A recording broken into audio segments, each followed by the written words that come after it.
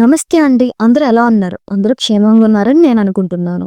ఈ వీడియో మీకు ఇంకా క్లుప్తంగా అర్థం కావాలంటే దీని ప్రీవియస్ పార్ట్ టైం చెక్అవుట్ చేసి దీన్ని కంటిన్యూ చేయండి. ఇంకా క్లుప్తంగా విశ్లేషించగలరు. కార్బోహైడ్రేట్ల ప్రాముఖ్యత. Importance of carbohydrate. కార్బోహైడ్రేట్లు మొక్కల చేత తయారు చేయబడతాయి. ఉదాహరణకు కాంతి సమక్షంలో మొక్కల్లోని క్లోరోఫిల్ చేత నీరు, కార్బన్ డైఆక్సైడ్ నుండి గ్లూకోజ్ తయారు చేయబడును. 6H2O + 6CO2 సూర్యరశ్మి, క్లోరోఫిల్, C6H12O6 + 6O2. గ్లూకోజ్ చక్కెర గింజల్లోని పిండి పదార్థాలు మన ఆహార పదార్థాలు. సెల్యులోజ్ ప్రతిరూపంలో వస్త్రములను, కలప రూపంలో కలప సామాగ్రిని ఇస్తుంది. కలపను ఇంటి నిర్మాణంలో కూడా ఉపయోగిస్తారు. అనగా కార్బోహైడ్రేట్లు మనకు ఆహారపు, బట్ట, నివాసములను సమకూర్చుతాయి. కార్బోహైడ్రేట్లు ముఖ్యంగా శరీరంలోకి శక్తినిచ్చే పదార్థాలు. జీవ శరీరంలోకి చేరే ప్రతి కార్బోహైడ్రేట్లు కూడా గ్లూకోజ్గా మార్పు చెందుతుంది. గ్లూకోజ్ను CO2 మరియు H2Oలుగా విడగొట్టినప్పుడు శరీర కణమునందు శక్తి విడుదల అగును. ఈ శక్తి జీవక్రియలన్నిటికీ అవసరము. 1 గ్రాము పదార్థం వినియోగించినప్పుడు అది అందజేసే శక్తిని దాని క్లోరోఫిలిక్ విలువ అంటారు. గ్లూకోజ్ కెలోరిఫిక్ విలువ 3.81 కిలో క్యాలరీ గ్రాము లేక 686 కిలో క్యాలరీ మోల్. 100 గ్రాముల వివిధ ఆహార పదార్థాలు కిలో కెలోరిఫిక్ విలువ. అంటే ఇక్కడ చూపబడుతున్న నివేదికను మీరు గమనిస్తే ఆహార పదార్థాల విషయంలో 1 కిలో క్యాలరీని ఆహార క్యాలరీ లేక క్యాలరీ సిలో మొదలయ్యే క్యాలరీస్ అంటారు.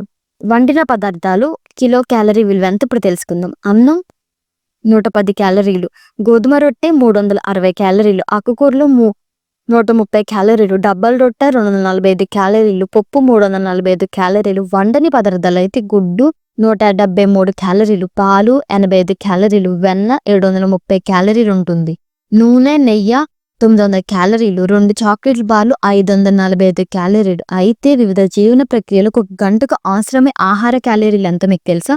ఈ నివేదికను ఒకసారి మీరు గమనించండి. ఒక ప్రక్రియకు అవసరమగు క్యాలరీలు గంటకి ఎంతో ఇప్పుడు చూద్దాం.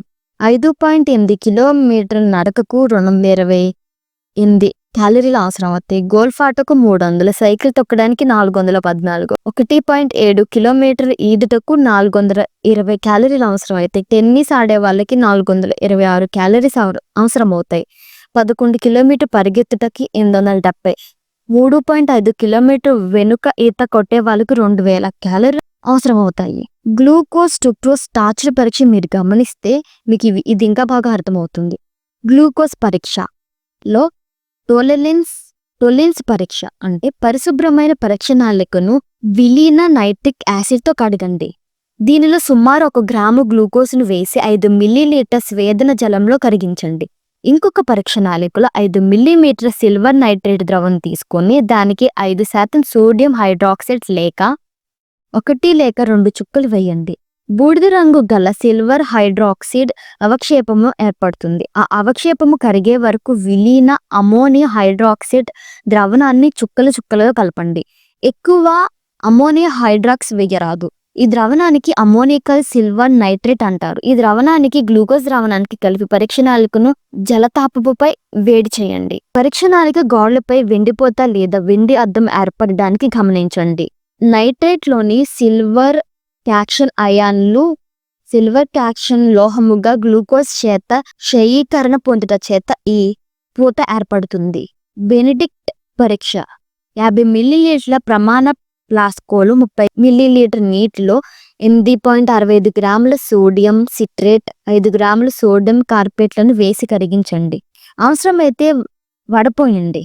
వేరొక పరీక్షణాల్లో 0.8 గ్రాముల కాపర్ సల్ఫేటును 5 మిల్లీలీటర్ నీటిలో కరిగించండి.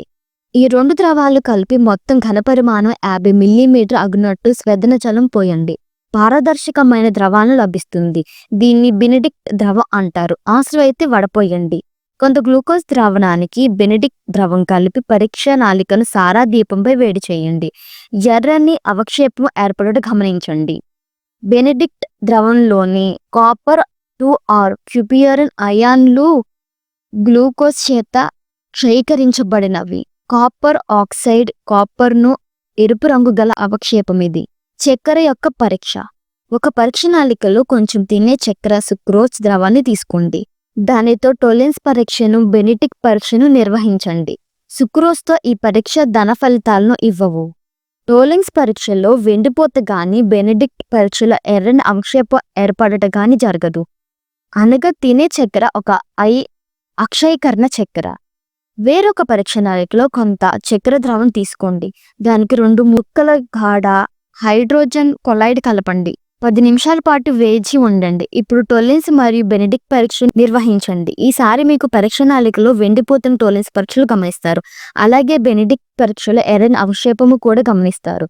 ఎందువలన అంటే ఇక్కడ చక్కెర జల విశ్లేషణము పొంది గ్లూకోజ్ మరియు ఫ్రక్టోజ్లను ఇచ్చింది. పై 2 చర్యలకు గ్లూకోజ్ ప్రతిస్పందించింది. అనగా గ్లూకోజ్ ఒక క్షయీకరణ కార్బోహైడ్రేట్ పిండి పదార్థాన్ని పరీక్షించుట. ఈ ప్రక్రియలో 20 మిల్లీమీటర్ వేడి నీటిని తీసుకొని దానికి కొంచెంగా పిండి పదార్థపు పొడిని కలపండి. ఇలా కలుపుతూ చిక్కని లేహాన్ని తయారు చేయండి. ఈ లేహాన్ని మరికొంత వేడి నీటిని కలిపి పారదర్శకమైన పిండి ద్రవాన్ని తయారు చేయండి. ఇలా తయారైన పిండి ద్రవాన్ని 2 మిల్లీమీటర్ ఒక పరీక్ష నాళికకు తీసుకొని దానికి 2-3 చుక్కల ఆల్కహాల్లో కరిగించిన 1% అయోడిన్ గాని 10% పొటాషియం అయోడైడ్లోని కరిగించి 1% అయోడిన్ గాని వేయండి. పిండి ద్రవం వెంటనే నీలి రంగుకు మారుతుంది. ఈ ఎపిసోడ్ ఇంకా కంటిన్యూ అవుతుంది. ఈ వీడియో అప్డేట్స్ ఇంకా కావాలంటే నా ఛానల్ని సబ్స్క్రైబ్ చేసి ఒక లైక్ చేయండి. ఈ ఇన్ఫర్మేషన్ మీకు యూజ్గా అనిపిస్తే మీ ఫ్రెండ్స్ కూడా షేర్ చేయండి. ఎగ్జామ్లో మాత్రం ఈ ప్యాటర్న్ అయితే చాలా బాగా యూజ్ అవుతుంది. Thanks for watching.